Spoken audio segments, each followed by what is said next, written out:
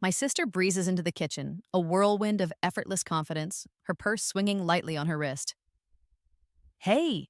She tosses at me without a glance, grabbing her keys from the counter. Can you pick up the cake for tonight? It's for Emma's recital celebration. Her voice is bright, casual, completely unaware. I nod automatically, the practiced smile on my lips. Sure, no problem.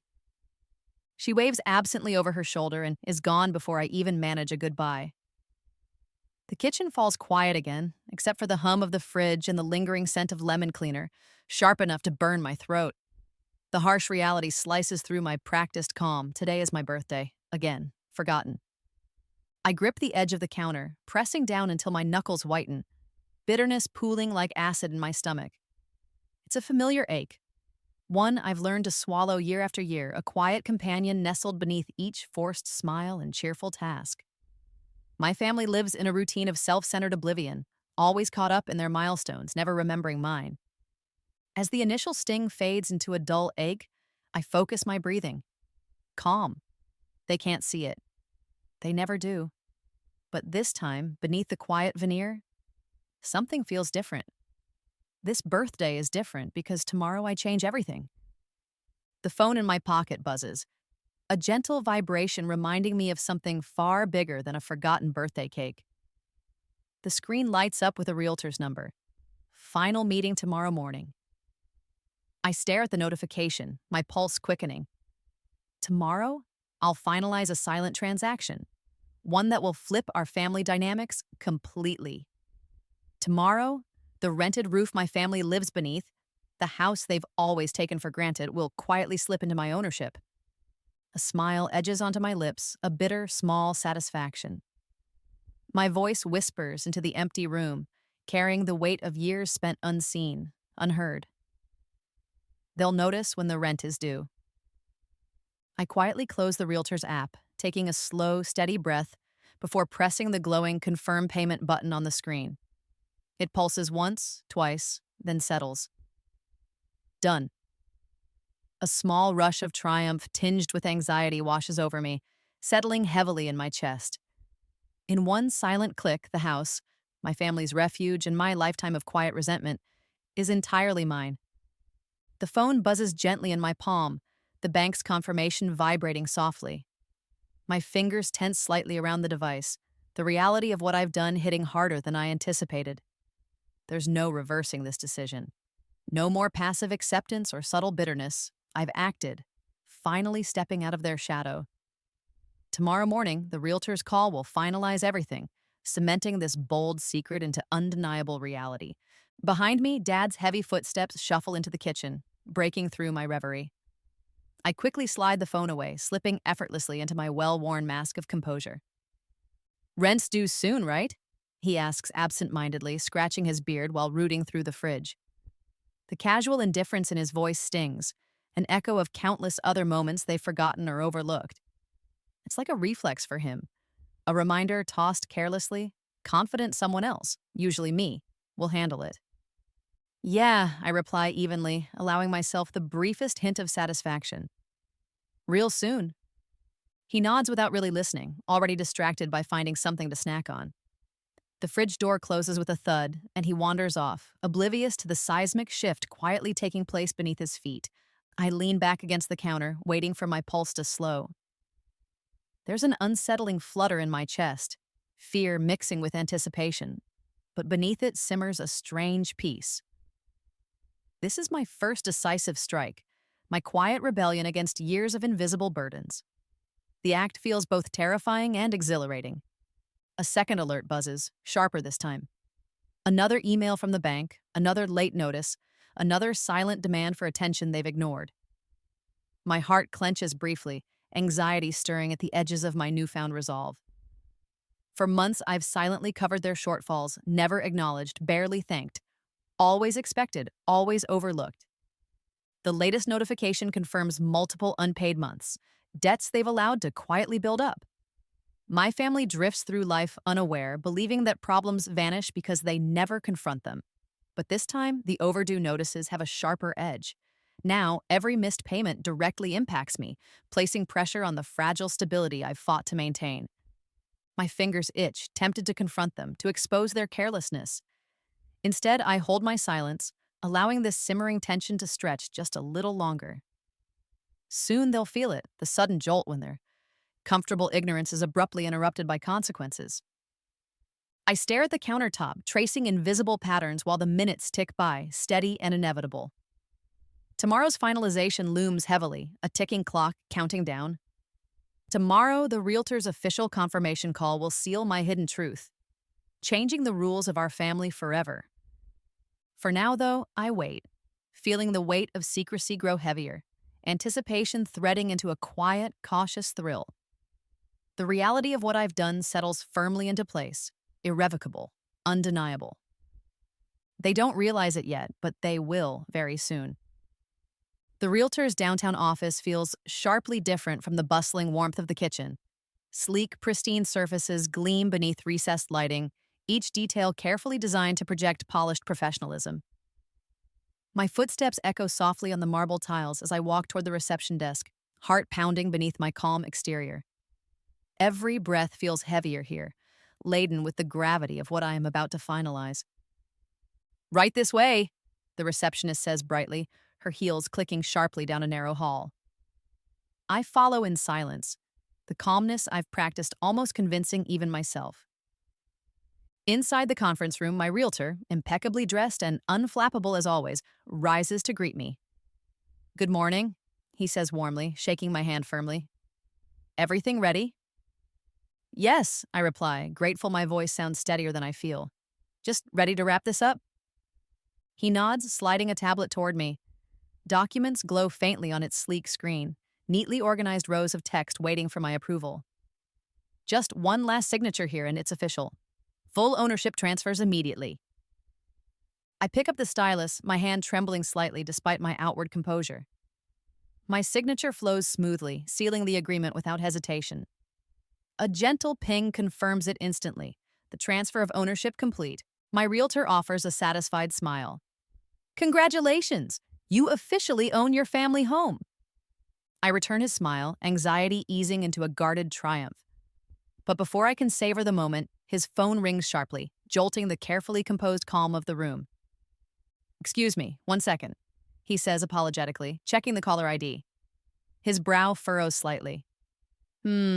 Strange timing." He answers, his tone immediately shifting to a careful neutrality.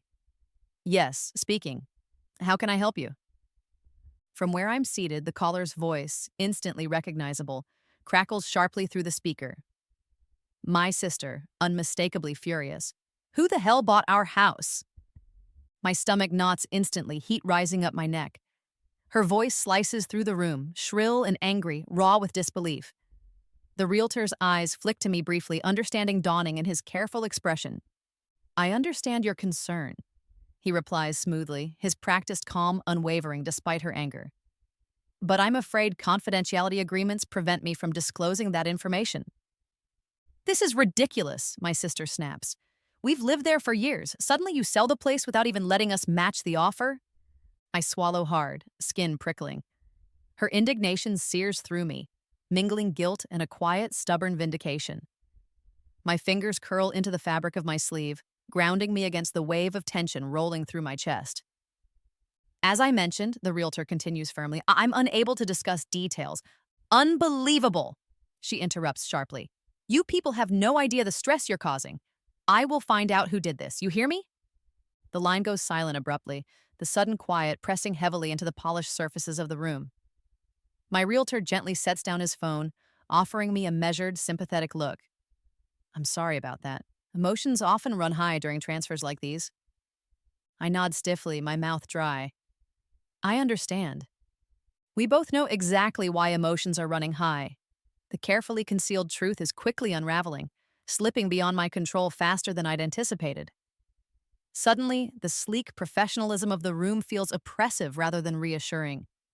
Air conditioning chills the sweat on the back of my neck, a stark contrast to my flushed skin.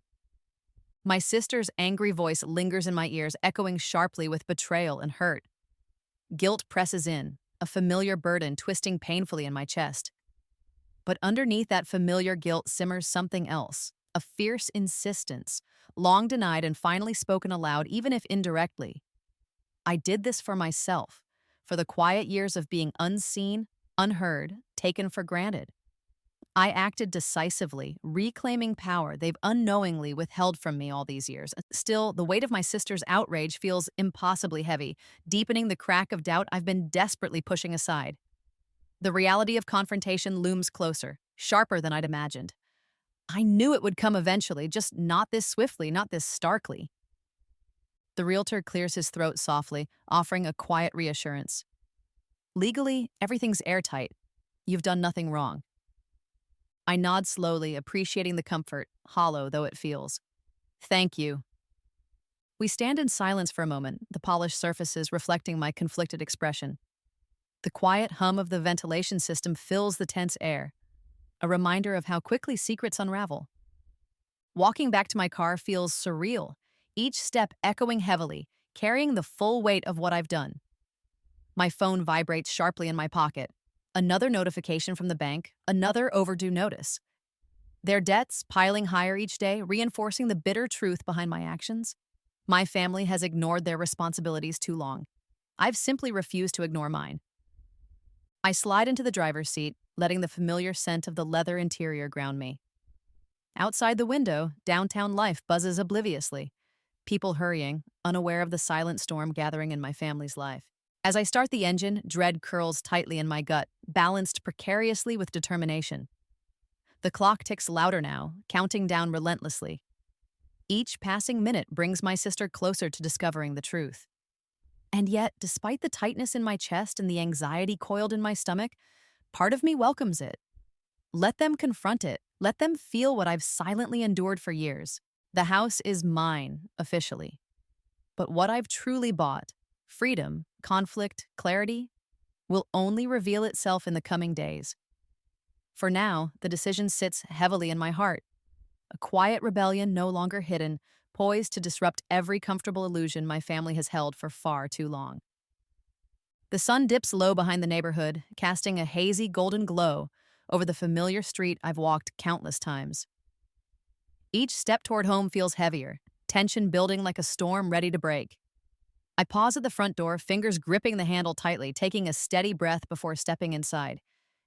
Immediately, I sense something off. The air feels thicker, sharper, charged with a suppressed energy. My pulse quickens as I slip my shoes off, barely managing a step before my sister appears in the hallway, her expression dark, eyes blazing with accusation. In her clenched fist are the documents I'd foolishly hidden in my room, carelessly buried beneath a pile of paperwork not quite hidden enough. "What is this?" she demands, voice trembling with barely controlled anger. My heart sinks, the careful secrecy I've maintained shattered in an instant. "Where did you—" "In your room," she interrupts sharply, thrusting the papers forward. "Are you serious right now? You bought this house, behind our backs?" Her words echo sharply, rattling through me. My stomach knots painfully, a wave of guilt and panic tangling inside me.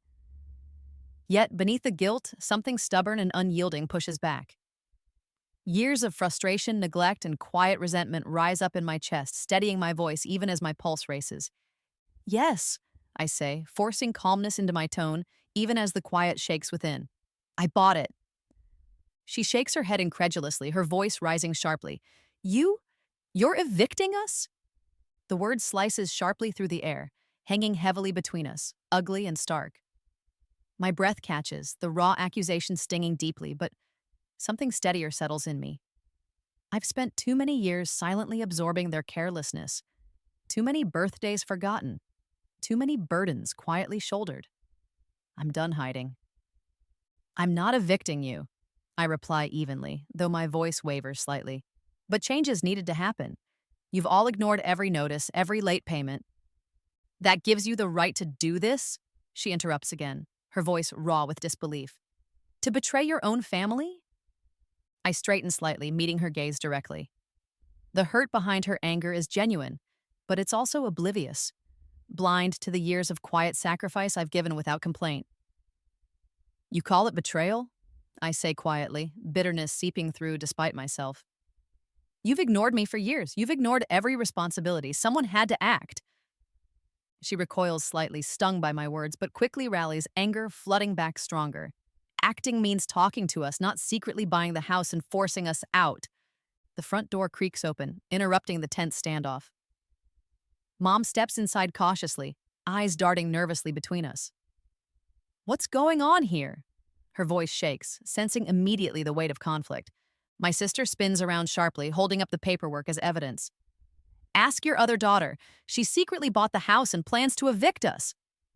Mom's eyes widen in disbelief, flicking to me desperately for confirmation.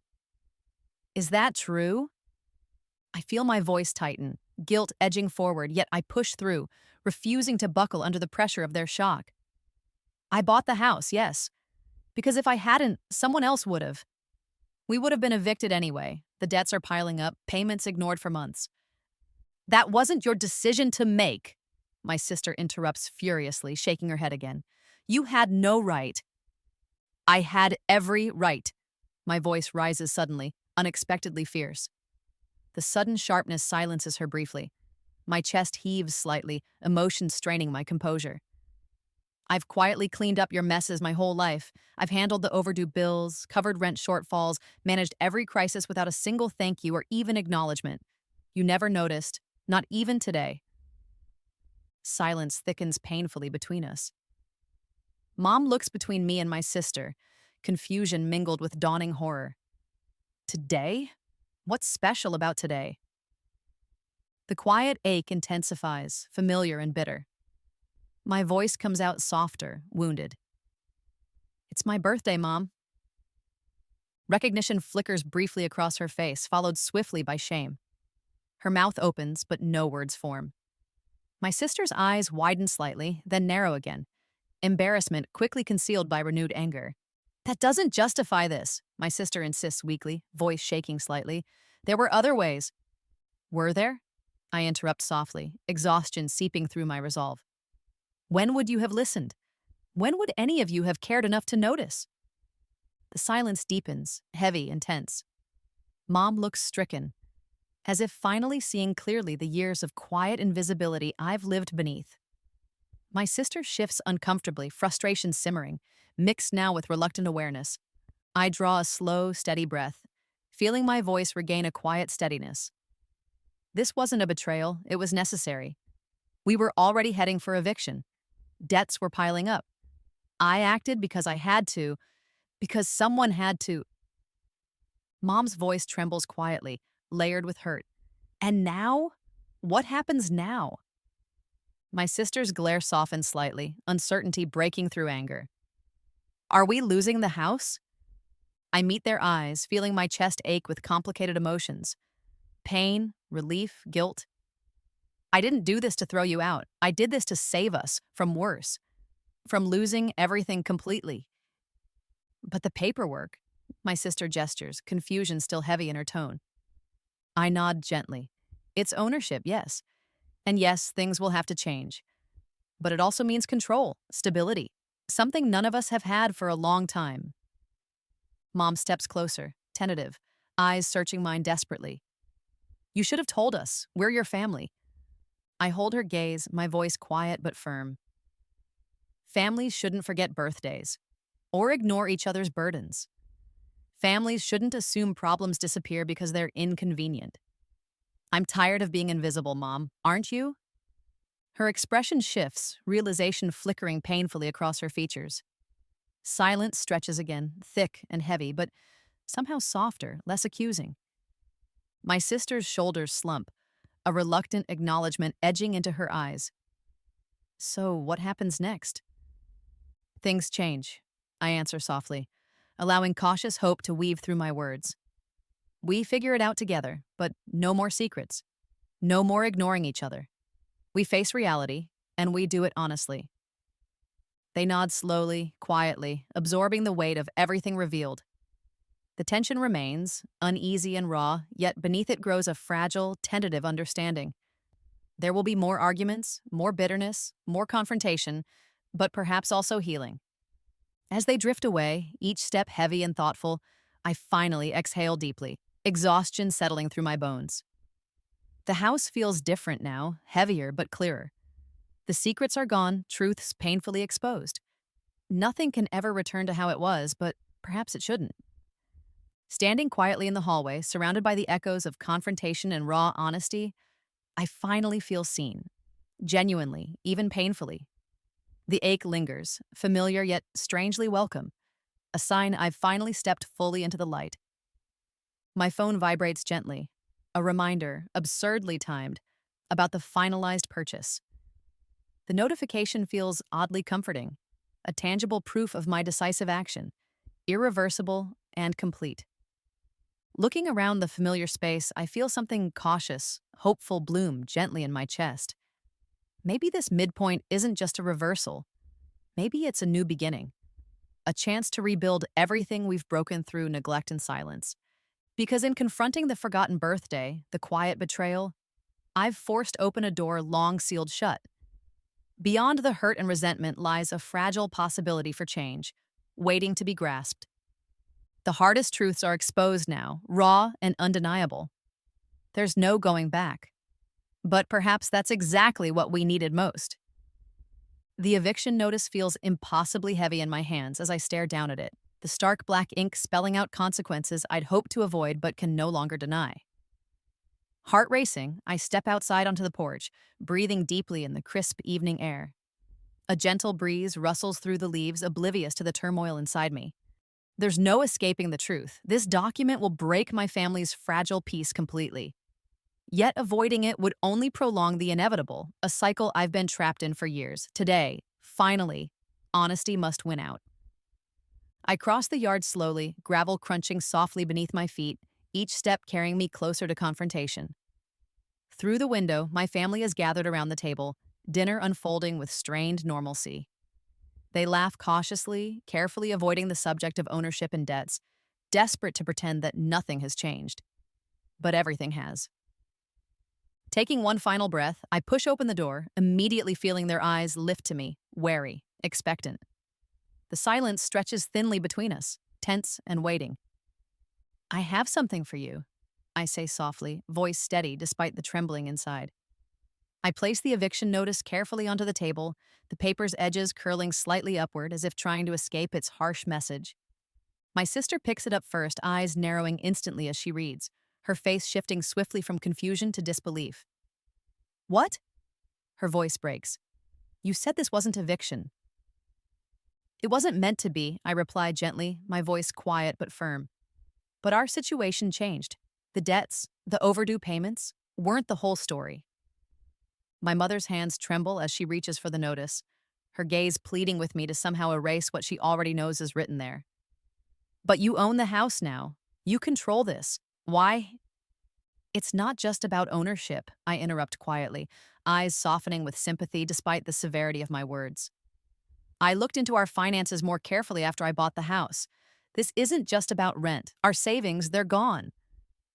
My sister's face pales sharply, panic flaring in her eyes before she can mask it. "Gone? What do you mean, gone?" I swallow hard, the betrayal fresh and bitter in my throat. "You know exactly what I mean. There were other debts, hidden debts." The silence deepens unbearably, tension vibrating between us. My mother turns slowly toward my sister, dread etched clearly in her expression. "Is that true?" My sister struggles visibly, her voice barely audible. I had some trouble with credit cards, loans. I thought I'd manage, fix it quietly." "And you didn't tell us?" My mother's voice cracks sharply, hurt mingled deeply with shock. "You let your sister take all the blame for buying the house, knowing this?" "I didn't think—" My sister shakes her head, defensive tears glistening in her eyes. "I thought I could handle it." "But you couldn't," I say quietly, not angry now, just exhausted. "It caught up with us. Eviction would have happened regardless. At least now we have control. We can make a plan." Mom sinks heavily into her chair, eyes distant, overwhelmed. "A plan? What plan is there left? We're losing everything." "Not everything," I insist gently, stepping closer. "We have time, 30 days. That's enough to find somewhere new, somewhere manageable. A fresh start." My sister stares at the table, shoulders slumped, finally seeing clearly the magnitude of her decisions. I didn't mean for any of this, she whispers brokenly. I soften further, compassion overriding my lingering hurt. I know, but ignoring problems doesn't make them disappear. We've all been guilty of that, me included. But it's time to stop pretending. My mother raises tear-filled eyes toward me, her voice trembling. You planned all this alone, shouldering everything yourself. Why didn't you tell us sooner? My voice is quiet but steady, filled with a lifetime of hidden pain. I tried. You didn't listen. You couldn't see beyond your own worries, but now you see. Now we can finally face reality together. Slowly, understanding settles among us, uncomfortable but necessary. The room remains heavy, sorrowful, but beneath the sorrow, hope flickers faintly, delicate and fragile. My family sits quietly, absorbing the harsh truths laid bare, debts, betrayals, long neglected truths. I turn to leave, the eviction papers now fully acknowledged, the countdown officially begun. 30 days, clearly marked in black ink. It's terrifying, yet somehow liberating. At the door, I pause, looking back at them quietly, compassion heavy in my heart. We'll figure this out. It's painful now, but hiding from it would have been worse. Their quiet nods are enough. For now. Stepping into the cool evening air again, I exhale deeply, letting the gentle breeze soothe the tightness in my chest. Change was never meant to be easy, but maybe it will finally bring us clarity. As I walk slowly away, gravel crunching softly, my phone buzzes once more. Another alert, a simple reminder, the 30-day clock has officially started. There's no going back. But for the first time, maybe that's exactly what we need most. The courtroom feels stark and unforgiving, a sterile expanse of polished wood and cold fluorescent lights overhead. My footsteps echo softly as I move toward the front, heart pounding as my family's stares pierce through me. They sit opposite, faces strained with tension, discomfort radiating clearly across the narrow aisle dividing us. My sister's glare is sharper than ever, her jaw tight with stubborn defiance. Mom sits rigidly beside her, hands tightly clasped, worry etched deeply into her features. Only my nephew offers something softer, eyes wide with confusion, darting nervously between me and his mother. The judge clears her throat, the sound echoing through the heavy silence. We're here today regarding the eviction notice served by the property owner, she begins crisply. Parties involved, please confirm identities for the record. We respond quietly, voices tense. Each word feels heavier now, permanently recorded in the clinical language of the law. The judge continues methodically, briefly summarizing the circumstances. Unpaid debts, transferred ownership, overdue rent. As she recites these details, my family visibly stiffens, each point underscoring our shared failure, exposing secrets long hidden. Suddenly, my sister interrupts, voice cracking sharply. Your Honor, this entire situation is absurd. We had no knowledge the house was even for sale. We had no chance to respond. The judge fixes her with a firm, composed gaze. Ownership was legally transferred, and the records show multiple months of unpaid rent, along with mounting financial instability. Are these facts disputed? My sister's cheeks flush hotly, her voice rising in frustration. Yes, no. I mean, some of it's true, but we're a family. There was no warning. No warning? The judge's voice remains steady, measured, but unyielding. Records indicate multiple attempts at contact, letters delivered, all unanswered. Are you denying these were received? My sister falters slightly, uncertainty flickering in her eyes, caught off guard. Some notices might have gotten misplaced. I hold my breath, guilt knotting in my stomach, mingled with bitter vindication. The judge glances toward me, then back at my sister. Misplaced? My sister's voice grows desperate, almost pleading now, her composure fracturing visibly. Your Honor, my sister. She bought the house secretly. She hid this from us, didn't even give us a chance. The judge interrupts calmly, voice firm. Ownership is not in dispute. The transfer was legal and valid. The issue here is eviction due to unpaid debts, correct? My sister visibly deflates, shoulders sinking beneath the weight of undeniable truth. Yes, she admits weakly, but there were extenuating circumstances. What circumstances? The judge's question slices precisely, leaving no room for evasion. My sister's voice cracks, raw honesty slipping unintentionally through her defensive anger. I I made some mistakes, loans, credit cards. Things got out of control. I didn't think it would spiral this far. I planned to handle it. Mom's expression shifts sharply, wounded anew by this admission. My nephew shrinks beside her, confused and afraid. I catch his gaze, my heart aching at the hurt reflected there, the innocent casualty of adult failures. The judge watches silently, assessing carefully before speaking again. So the financial instability predates the transfer of ownership and was unrelated to the claimant's actions? My sister nods reluctantly, voice barely audible. Yes, Your Honor. The judge exhales slowly, clearly weighing every detail. Her gavel hovers momentarily, then strikes sharply, resonating throughout the courtroom. Given the evidence and admissions, the eviction notice stands. The property owner holds valid rights. The occupants have 30 days from today to vacate. My breath releases shakily, relief mingled with profound sadness. The decision settles heavily around us, undeniable and final. My family slumps visibly, defeat etched clearly on their faces, mingled painfully with a dawning understanding. The judge gathers her documents briskly, signaling an end to the proceedings. Quiet murmurs ripple through the courtroom as observers begin dispersing, leaving only the strained silence between my family and me.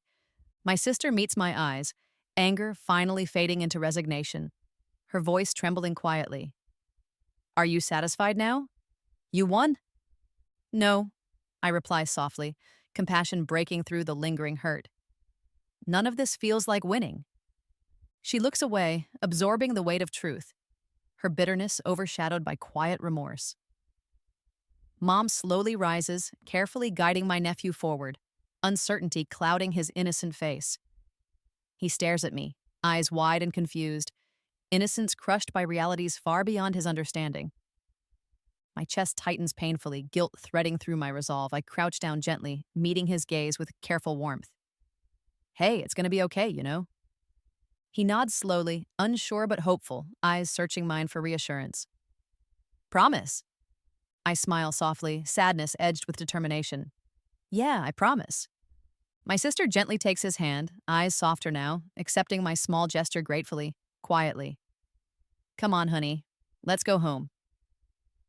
They move slowly away, each step heavy, hearts burdened by truth and consequence. Mom pauses briefly beside me, her voice gentle, heavy with regret.